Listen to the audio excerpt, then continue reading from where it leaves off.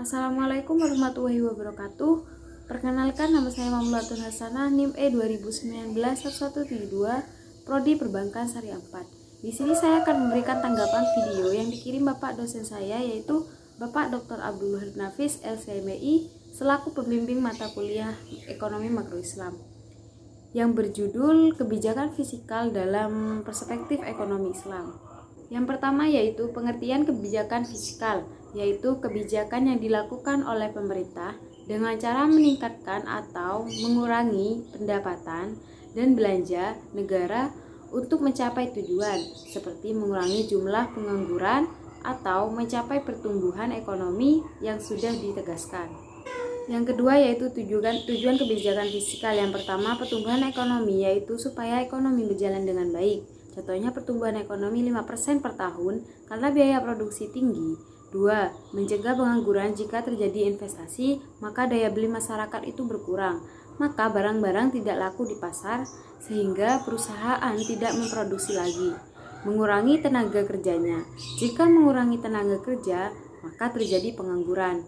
Maka pemerintah memberi kebijakan, semisal pemerintah memberikan subsidi kepada perusahaan-perusahaan untuk biaya operasionalnya atau mengurangi pajak terhadap usaha-usaha tertentu untuk mengurangi biaya operasionalnya. Kalau sudah begitu, maka perusahaan-perusahaan menjual hasilnya dengan harga berat sehingga bisa dijangkau oleh masyarakat. Maka barang-barang akan laku di pasaran dan tenaga kerja semakin banyak, bahkan perusahaan itu membuka lapangan kerja. Yang ketiga yaitu stabilitas harga. Ketika barang-barang sedikit, kemudian perusahaan banyak karena orang banyak memegang uang, maka barang-barang itu harganya tinggi. Bagaimana jika uang itu banyak ditarik pemerintah dengan cara bunga sehingga masyarakat itu lebih banyak uang yang ditabungkan dan tidak membeli sesuatu barang yang tidak penting, sehingga tidak terjadi inflasi, begitu juga terjadi deflasi.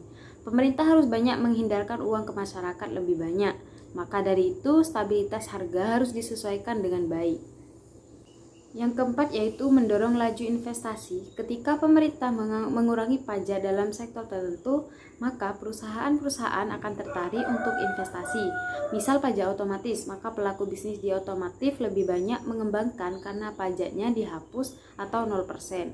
Yang kelima, untuk mewujudkan keadilan sosial, di mana pemerintah akan memberikan pajak protektif kepada pengusaha-pengusaha yang mempunyai perusahaan besar atau memberikan subsidi pada orang yang pendapatannya rendah, sehingga terjadilah keadilan sosial.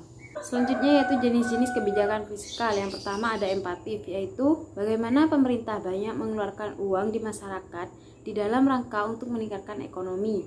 Misalnya pemerintah memberikan subsidi atau memberikan bantuan tunai kepada masyarakat yang pendapatannya rendah. Yang kedua ada kontrak sosial. Kebijakan pengesakan di mana pemerintah itu mengurangi uang yang beredar di masyarakat atau pemerintah meningkatkan pendapatan dan pemerintah mengurangi subsidi. Selanjutnya yaitu komponen kebijakan fiskal. Yang pertama ada kebijakan perpajakan, artinya pajak yang dikenakan oleh masyarakat dengan artian jika pemerintah menginginkan pendapatan yang lebih tinggi, maka pengenaan pajak bisa lebih tinggi atau jenisnya lebih banyak.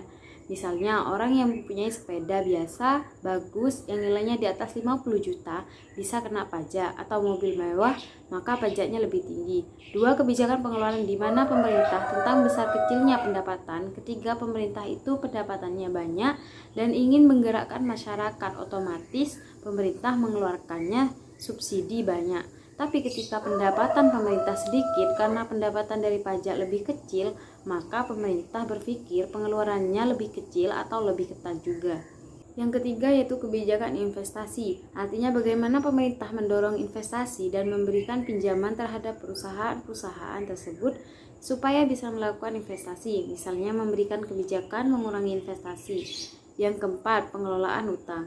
Kalau pendapatan pemerintah itu lebih tinggi dari belanja, maka terjadi sulfur. Maka pemerintah dengan modal mengalokasikan dana yang dimiliki dan menggerakkan ekonomi untuk menanggulangi pengangguran. Tapi ketika pemerintah tidak bisa memenuhi kebutuhan karena pendapatan yang didapat dari pajak di bawah dari APBN, di bawah kebutuhan negara, maka jalan utama yaitu dengan menjual surat-surat berharga atau obligasi. Selanjutnya yaitu instrumen kebijakan fiskal. Yang pertama ada anggaran belanja seimbang, pemerintah akan melakukan belanja yang seimbang antara pendapatan dan pengeluaran.